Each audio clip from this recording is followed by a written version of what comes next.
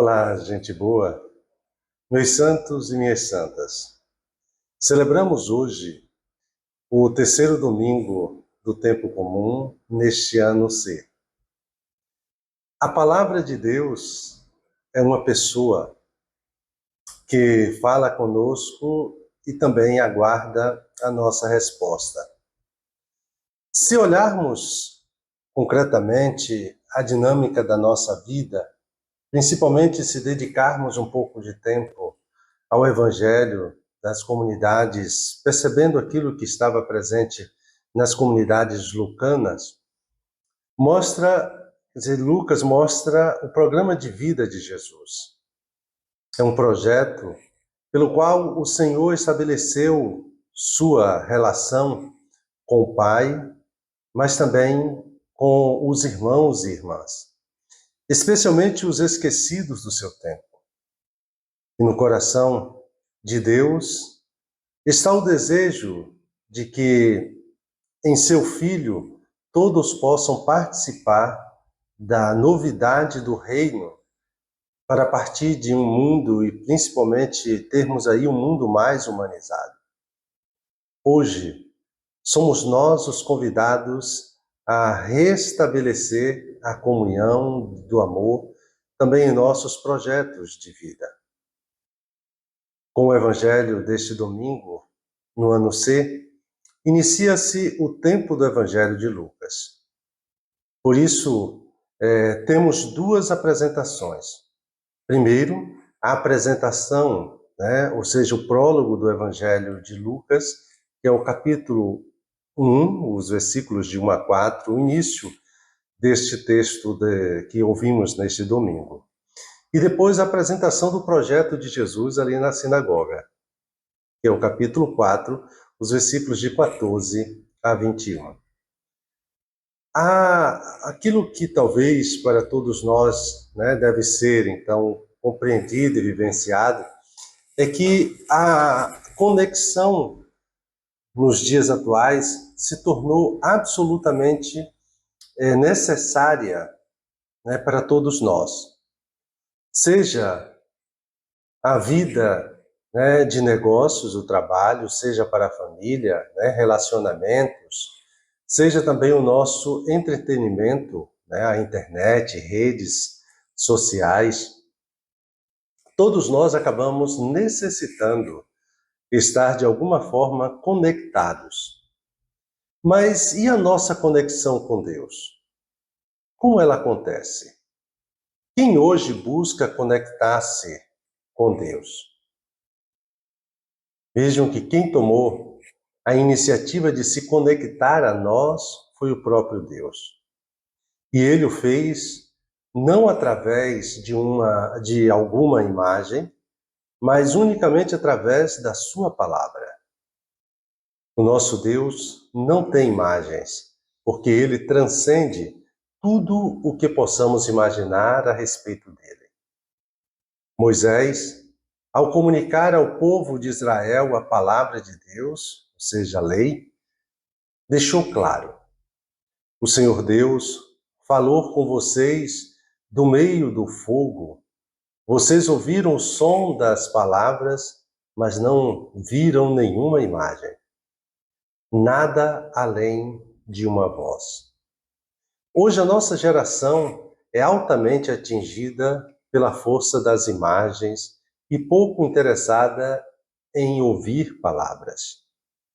As pessoas passam horas vendo fotos, imagens, vídeos nas redes sociais, mas não têm paciência para lerem um texto de mais de 4 linhas, quem sabe. Além disso, todo mundo fala o que quer nas redes sociais, todo mundo posta a sua opinião sobre diversos assuntos, mas quem escuta alguém? Se o nosso Deus é palavra, como está então a nossa escuta dele? Qual tempo do nosso dia nós temos dado a Deus para que ele fale conosco? A leitura de Neemias nos revela algo muito importante. A palavra não é um livro, mas uma pessoa. A palavra de Deus é o próprio Deus vivo falando conosco. Ele se dirige a todas as pessoas que são capazes de compreender. E por isso, a compreensão deve chegar ao coração.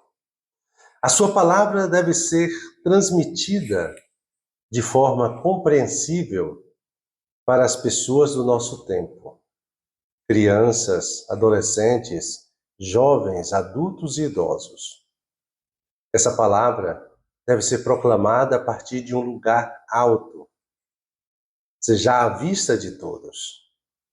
Ela tem força para nos colocar em pé, para com o nosso, para nos levantar da nossa prostração e do nosso desânimo. Diante dela, somos chamados a responder com o nosso amém. Palavra que significa eu creio na palavra que ouvi. Eu espero nessa palavra, até que ela se cumpra em minha vida. E após acolhermos a palavra, nós nos inclinamos lembrando a atitude de Maria. Faça-se em mim segundo a tua palavra. Essa palavra é a alegria de Deus para fortalecer a nossa vida. Apesar da força transformadora da palavra de Deus, a letra dessa palavra não se tornou espírito no coração humano, porque o homem não permitiu que ela adentrasse o seu interior e modificasse suas atitudes. Quando Jesus veio ao mundo, nós ficamos sabendo que a palavra de Deus se fez pessoa humana e habitou entre nós. Ele mesmo afirmou em suas palavras, dizendo que suas palavras são espírito e vida. Somente ele tem palavras de vida eterna. É assim que vemos, justamente assim que vemos Jesus na sinagoga, lugar da proclamação e da escuta da palavra de Deus, lendo e comentando um texto bíblico. Jesus viveu sua relação com Deus como a maioria do povo judeu simples, muito mais a partir da palavra do que dos sacrifícios que aconteciam no templo, ali em Jerusalém. Sua maneira de explicar a palavra de Deus nas sinagogas fala ao coração das pessoas, de forma que todos o elogiavam. No evangelho de hoje, Jesus se encontra ali na sinagoga de Nazaré, a cidade em que ele mesmo, então onde ele morou desde pequeno.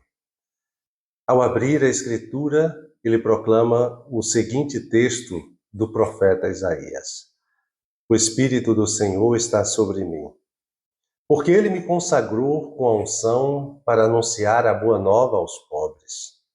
Enviou-me para proclamar a libertação aos cativos e aos cegos a recuperação da vista, para libertar os oprimidos e para proclamar um ano da graça do Senhor. O Espírito do Senhor está sobre cada um de nós, cristãos. Ele nos consagra com a sua unção, o óleo que penetra no corpo para sarar as feridas da alma. Nossas palavras devem ser portadoras desse óleo que cura feridas, comunicando esperança, alegria, força, ânimo para os pobres deste mundo. Assim como Jesus, somos enviados a proclamar a libertação aos cativos e aos cegos, a recuperação da vista, para libertar os oprimidos. Toda pessoa que acolhe com fé a palavra do Evangelho passa por um processo de libertação. Passa a ver a vida com outros olhos e ganha força para começar a romper com tudo aquilo que o oprime, escraviza e adoece. Mas o mais importante de tudo é o que Jesus diz ao encerrar a proclamação da palavra de Deus. Ele diz: hoje se cumpriu essa passagem da Escritura que acabastes de ouvir. A palavra é a mesma. A Sagrada Escritura não pode ser anulada ou modificada. Contudo, ela nunca é a mesma, porque todo hoje é novo, diferente, único. Para cada hoje da nossa vida, para aquilo que nós poderíamos dizer, para cada situação específica que vivenciamos na nossa vida, há uma palavra que deseja iluminar as nossas escolhas e orientar nossas decisões. Mas é preciso que nos aproximemos da palavra diariamente. A nossa alma necessita de direção. E tal direção só pode nos ser dada pela palavra de Deus. Assim como nos alimentamos todos os dias, precisamos também nos abrir à palavra que todos os dias o Senhor deseja dirigir ao nosso coração. Uma última questão. Apesar de vivermos numa época de forte individualismo, onde até mesmo a relação com Deus é prejudicada neste sentido, fechando então a pessoa em si mesma e não se importando com o seu semelhante, o apóstolo Paulo nos recordou algo muito sério. Toda pessoa que acolhe a palavra de Deus compreende-se dentro de um corpo, está ligado neste corpo. Este corpo tem uma dimensão familiar, casa, social, que é o trabalho, o mundo, e espiritual, que é a igreja. Ela jamais se considera o órgão principal do corpo, assim como jamais despreza os órgãos que parecem ser menos importantes. Todos nós, seres humanos, compomos um imenso organismo que é a humanidade. Se um membro sofre, todos os membros sofrem com ele. Se é honrado, todos os membros se alegram com ele. O cuidado com o que é comum favorece a todos. O cuidado apenas com aquilo que interessa ao nosso egoísmo prejudica a todos. Sejamos bons ouvintes da palavra de Deus. Permitamos que o Espírito nos conduza para junto das pessoas que necessitam ser alcançadas pelo Evangelho de Cristo.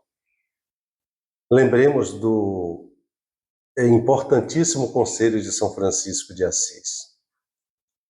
Fala sempre do Evangelho. Se for preciso, use palavras. Que as nossas atitudes diárias falem de Deus às pessoas com as quais convivemos. E dando continuidade ao nosso momento de oração, me coloco na presença de Deus como de costume. Recolho-me aqui imaginando-me como se eu estivesse ali na sinagoga de Nazaré, naquele dia de sábado. Peço aquilo que quero, entender o meio apostólico de Jesus. A palavra, qual palavra de fato? Deus é Pai e nós somos irmãos. Como agiu na força do Espírito? O que faz, ou seja, a verdadeira fraternidade? E quando, ou seja, hoje? E para quem? Para quem escuta essa palavra. Chegar então até Jesus, que é fonte de amor e de vida, é o que nós desejamos. E buscando tirar proveito deste momento de oração, contemplo a cena, considerando as pessoas, quem são, o que fazem e o que dizem.